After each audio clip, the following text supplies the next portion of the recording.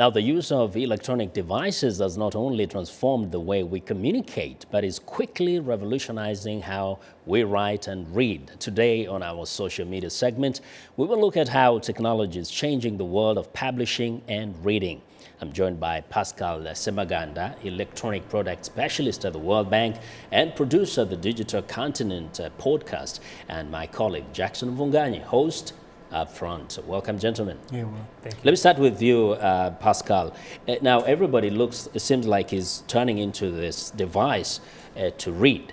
What's the impact right now you see of e-publishing, especially worldwide, and then we can talk about Africa?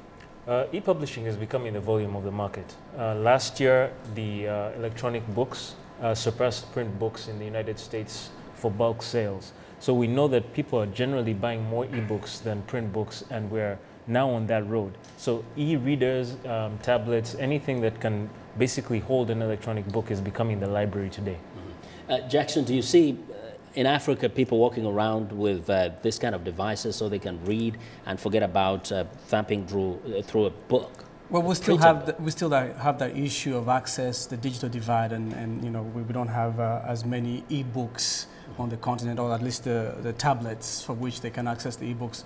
But I see the future of publishing being where all information being digitized and given easily access to people on the continent. Yes.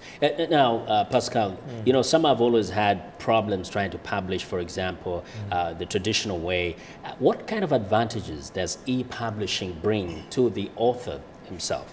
Well, the author's biggest problem has always been obscurity. There's so many people writing that for a reader going into a bookstore, you always have too many options. So for an author, even in Africa, it doesn't matter whether in Africa or North America, really, your problem is how do you get your name out there and get people to recognize that you have some talent and something to say.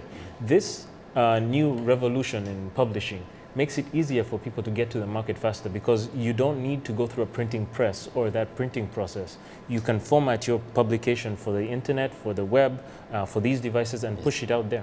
And you know, Jackson, it has always been that sometimes you want a book and you can walk through the entire city, let's say of Nairobi, and you don't find a book. Old school people like myself and you and many others who want the book, the feel of the page, the way it turns, the smell of it, and you know, we're still nostalgic about, and we're still holding on to that. Also, you know, I'm not saying that digital publishing is wrong, but it has its own advantages. But it's kind of we have lived with the printed book for quite a while. For quite a while, and we kind of like it. It's a habit. It's a habit. Does it mean that I don't read any e-books? I do, you know, sometimes. Yes.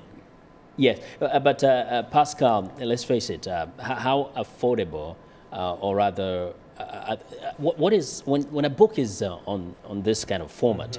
How does the publisher navigate in terms of payment and all that? Well, that's actually the real problem when it comes to Africa. I mean, a lot of these books are being put on these devices, and you're being asked for a credit card in order to make a purchase. And we know that for the vast majority of people in Africa, we don't have credit cards. Absolutely. You have a small segment of people who do have credit cards and can afford these devices. I mean, the device itself is not really a problem, because there is cash in Africa to buy these devices for people who have that.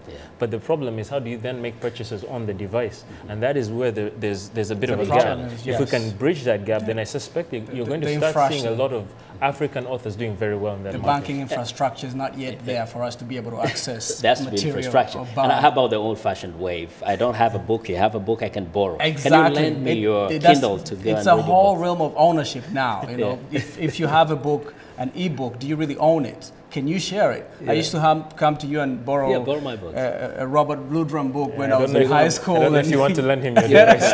And this is not mine. This is Matoka's. So this is the truth. You can't just take it away. No, you can't take it anymore. Okay. And also there's that aspect of just having it there on the bookshelf. Right? Old-fashioned way. Yes. Thank you very much, gentlemen. Paschal Ssemaganda and Jackson Mvunganyi of the Voice of America. Thank you very much for joining us today. Now, we want to know what you think about Africa 54 and the stories we cover. Join the conversation on Facebook. The address is VOA Africa 54. And check out our headlines 24/7 on voaafrica.com.